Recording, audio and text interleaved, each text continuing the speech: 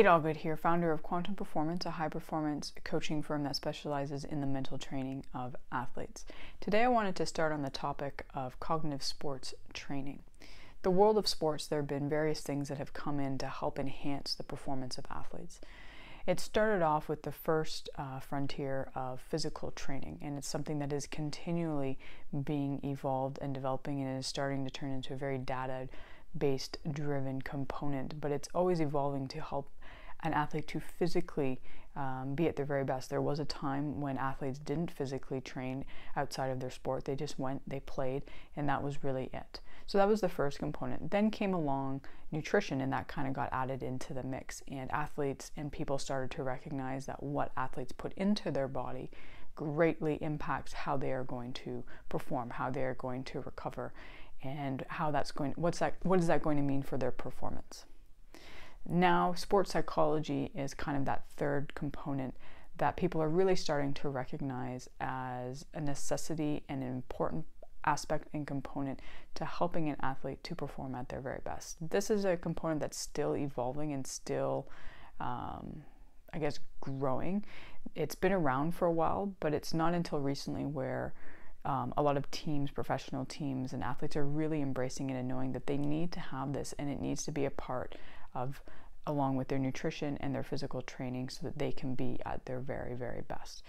Within the field of sports psychology, there is a part of it that is cognitive training, which is actually training the brain in the way that an athlete would physically train their body. And this is really kind of that next frontier. This is this avenue and area where people are really starting to understand and incorporate into the training of athletes. And it's something that is going to continue to evolve. And if an athlete really wants to have that edge to get to that level where they're going to be able to be the best, they need to incorporate this into their training regimen. And that is definitely something that I have incorporated with my clients throughout my work with them over the years.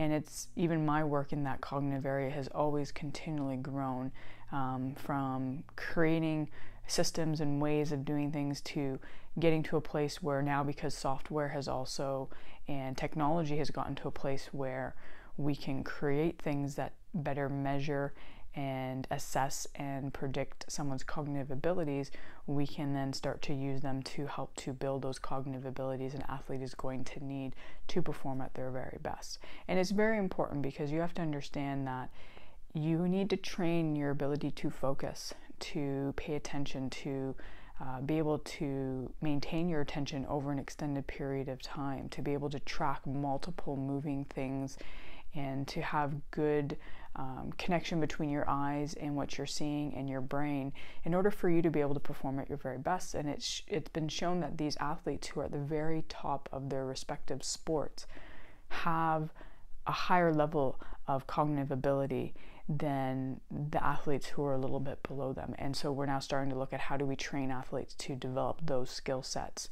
And even those athletes who are really great are still training those skill sets because obviously they can continually get better themselves. So if you're an athlete who is looking for an edge, looking for a way to help you get better, and you have started to incorporate the physical training, the nutrition, maybe even elements of sports psychology, cognitive training probably is your next step. And even if you haven't incorporated the other things, it's definitely something to start to look at along with all of those other things. But the athletes that really incorporate these three components of physical, nutrition, and mental training are the ones that really set themselves apart from everybody else.